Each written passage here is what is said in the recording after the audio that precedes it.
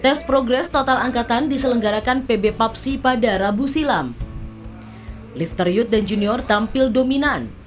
Hasilnya total angkatan mereka mampu melampaui angkatan lifter senior Triatno. Di antaranya Rahmat Erwin Abdullah di kelas 73 kg. Ia mampu mencetak angkatan 338 kg dari angkatan snatch 148 kg serta clean and jerk 190 kg. Begitu pula Rizky Juniansyah meraih total 334 kg. Sementara di bagian putri, lifter debutan Najla Hoirunisa di kelas 45 kg meraih total angkatan 128 kg. Hasil ini diapresiasi pelatih kepala Dirja Wiharja yang berharap seluruh lifter dapat mencapai penampilan puncaknya jelang Olimpiade 2021 dan SEA Games Vietnam. Dan saya optimis nanti di babak kualifikasi Olimpik yang dimulai di awal 2021 Indonesia dapat meraih, khususnya di cabang angkat besi, dapat menambah tiket untuk Olimpiade. Di tengah mati surinya kompetisi olahraga dunia, Timnas Angkat Besi berencana mengikuti kejuaraan secara daring pada November mendatang. Kejuaraan yang diinisiasi oleh IWF ini akan diikuti lifter kategori remaja.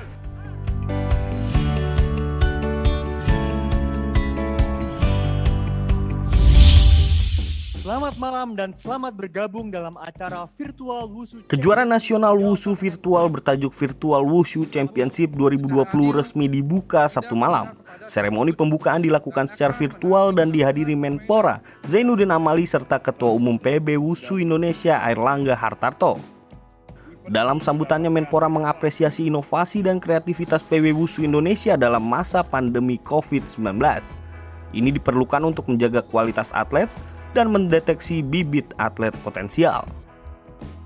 Tentu latihan itu akan membuat jenuh para atlet. Tetapi dengan kreativitas dari pengurus besar Wushu Indonesia, itulah yang kami lihat dan kami dukung.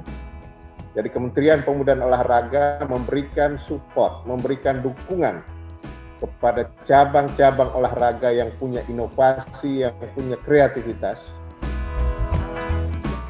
Virtual Wushu Championship digelar mulai 11 hingga 17 Oktober. Ini merupakan kejurnas virtual khusus bagi disiplin Taolu.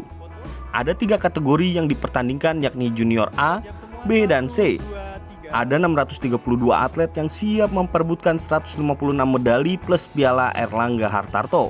Adapun kejurnas ini diselenggarakan di 29 sasana wushu se-Indonesia dengan pusat penjurian berada di Yogyakarta.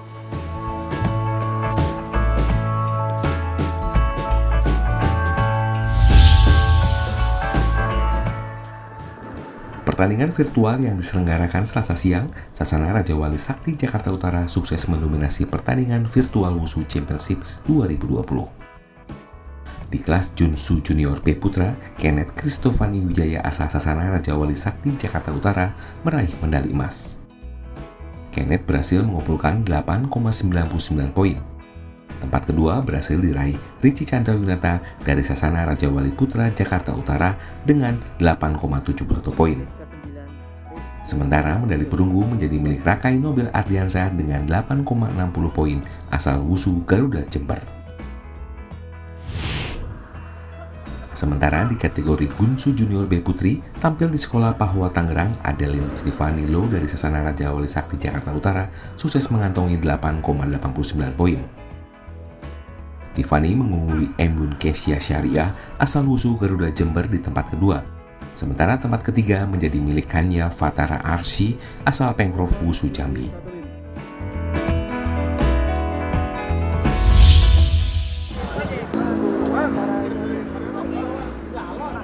Sebagai salah satu dukungan penyelenggaraan Pekan Olahraga Nasional PON Papua yang ditunda hingga 2021, PBIC mengadakan goes bersama komunitas dan pebalap pelatnas.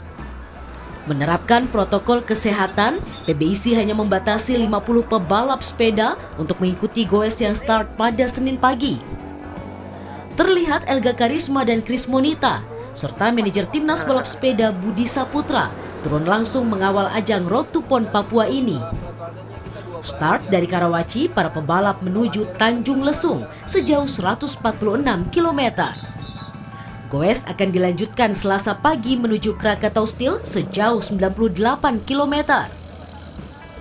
Lahirnya program Goes bersama ini dilakukan Raja Sabta Oktohari selaku Ketua Umum PBIC mengingat tidak dipertandingkannya balap sepeda di PON Papua. Program Goes bersama menunjukkan kesiapan tim balap sepeda mendukung ajang 4 tahunan ini.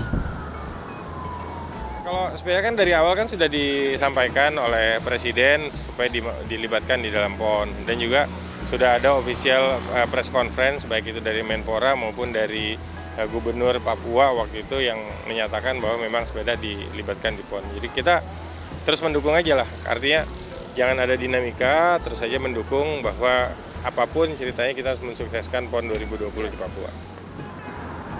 Total jarak yang ditempuh ini akan diakumulasi oleh PBIC hingga menjadi 2020 km. Sebelumnya, pada etape pertama, PBIC mengadakan Goes sejauh 120 km, start dari Jakarta dan finish di Purwakarta pada 21 September silam.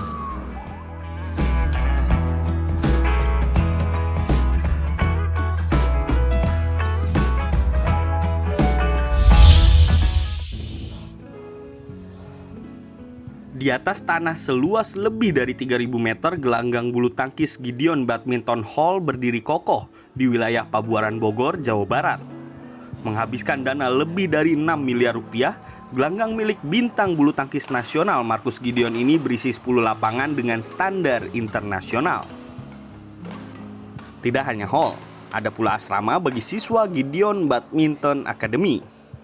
Selain berusaha menelurkan bibit atlet potensial, akademi ini didirikan Marcus untuk mengakomodir hobi sang ayah, Kurniahu Gideon. Kurniahu memang dikenal piawai melahirkan pebulu tangkis jempolan. Sebut saja Reksi Mainaki hingga Taufik Hidayat pernah merasakan polesan tangan Kurniahu. Ya pasti kita seneng dulu ya. Pertama kalau untuk investasi ya pasti ini bukan first choice lah. Pasti kan baliknya nggak secepat yang lain-lain lah. Dan ini kan olahraga jadinya buat bisnisnya juga belum tentu jalan banget. Tapi ya ini kan kita emang hobi, jadi ya seneng di bulu tangkis. Meski baru sebulan diresmikan, hall dan akademi milik Marcus laris manis. Banyak pebulu tangkis cilik yang bermimpi menjadi penerus Marcus di arena tepok bulu dunia bergabung di sini. Biar mau jadi penerusnya Ko Gideon, karena dia mainnya bagus, juara dunia. Marcus punya mimpi, akademinya kelak mampu memberikan beasiswa bagi pebulu tangkis berbakat dengan fasilitas kelas atas. Ini kelak akan menjadi bakti Marcus terhadap tanah tumpah darahnya Indonesia.